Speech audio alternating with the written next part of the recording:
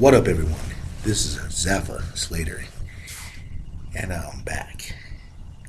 Yep, the current comic outlaw. Jax is gone. He went on a little trip, we should say, hopefully to pay everyone back, because he owes everyone a lot of money. But I have no Funko today. I'm here to discuss, talk, answer a question, alleviate a situation. Now, the question is, Batman. I love Batman. Batman is one of my favorite characters. Fun fact, he was based off the Shadow in Zorro. Jax, I provide him the script, so it's basically I.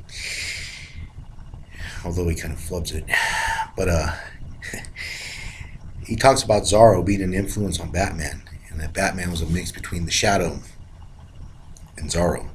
That way, if you notice, and he's kind of recapped this every movie, or almost every movie, it's usually the Mask of Zorro, the Mark of Zorro, something with Zorro in it.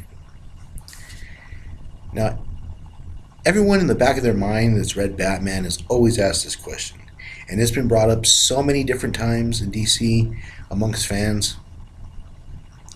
And yes, in certain movies, things have happened, and I'll touch on that right now. Why won't Batman smoke the Joker? Why won't he kill him? I mean, the Joker's a death machine. The Joker has murdered thousands of people. And I do mean thousands of people. Why does he let him live? He's crippled people that he's loved. He's played these insane games, almost driving people crazy. I mean, the Joker has done so many horrible things. So many horrible things. And they touched this a bit in Valiant Comics when they were talking about Brave and the Bold. I have to give them a what up.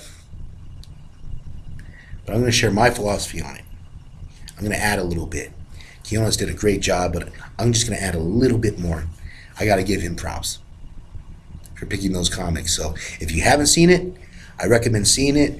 I'll probably copy the link and put it in the comments because that guy is awesome.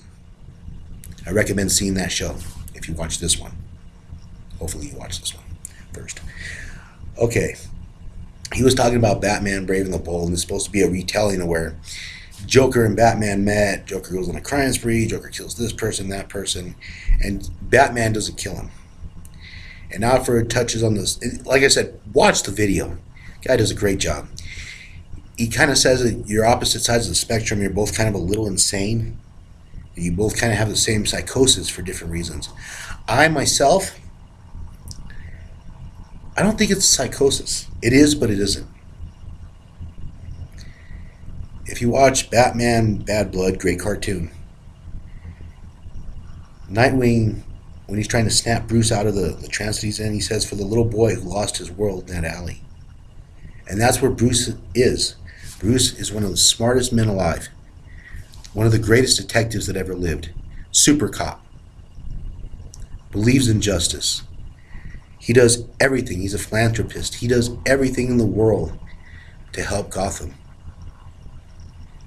His dream, as naive as it is, and they've talked about this in comics, is that one day he'd like to clean up the streets permanently where he no longer has to be Batman. That sound familiar? He's still that 8-year-old. He's still that kid.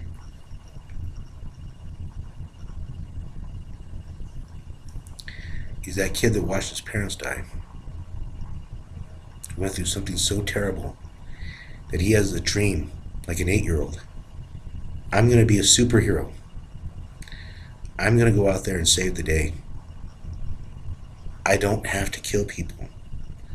One day, there won't be any evil.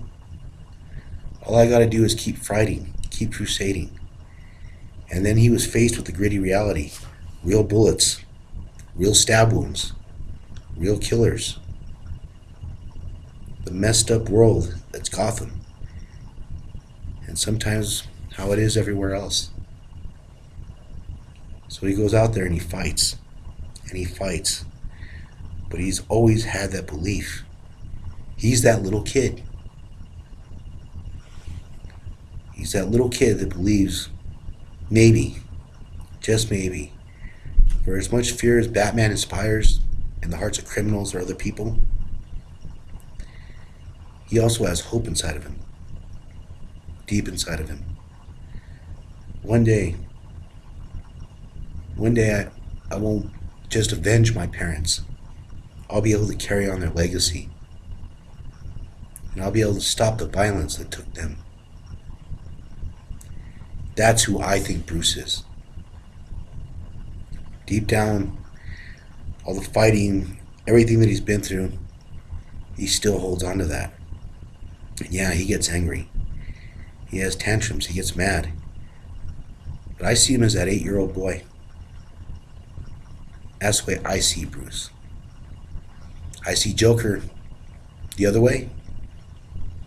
He's probably some sad kid, had a lot of horrible stuff happen to him. He figured life was a joke.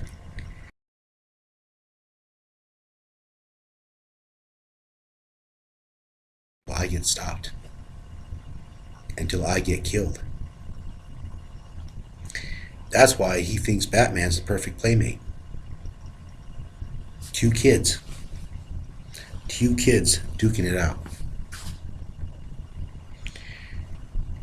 And the problem is, and this is why Bruce gets in trouble, his reputation takes a hit. This is why certain heroes kind of regard him as crazy. Because innocent lives get caught up in their feud. Bruce does beat him up. He puts him in a body cast. He locks him away, but the Joker's smart enough to get out. Personally, I'd put a bullet in his head and call it a day. That's what I would do. After all that killing, after all the children he's killed, all the people he's murdered, yeah, he deserves it. He deserves it. But Bruce won't do it.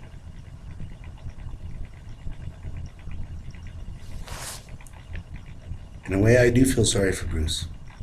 In a way, I do feel sorry for the Joker. The reason I feel sorry for the Joker is because he's that sad, deranged, lonely kid. And his only friend, as sad as it is another sad, deranged, lonely kid.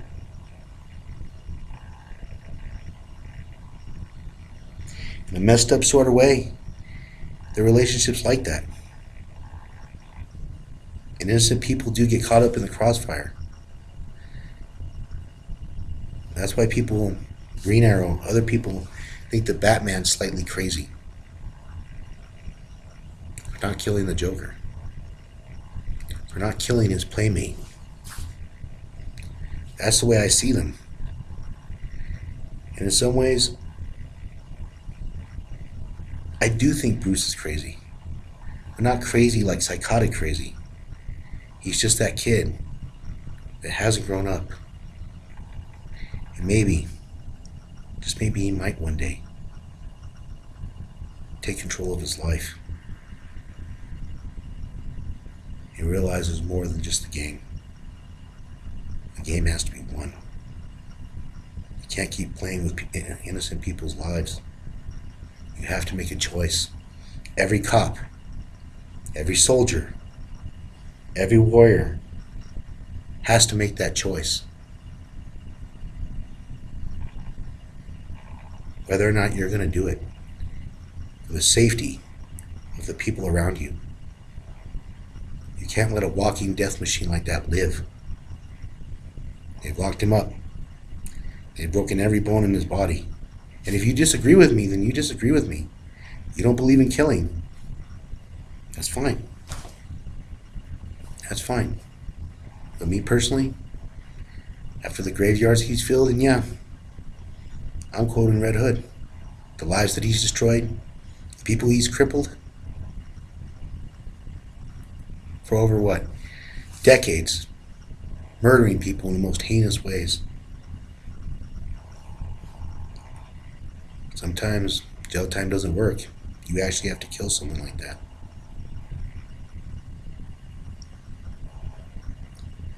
That's the way I see it.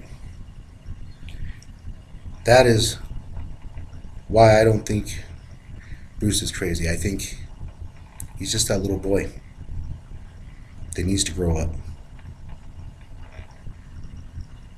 That needs to realize this isn't a playground. This is the real world. And you play for keeps. And when you play for keeps, sometimes you have to realize it's a contact sport. And if they hurt someone, you have to hurt them back. That's the way it is in Gotham. And I pray one day that Bruce realizes that and finally stops the Joker for good.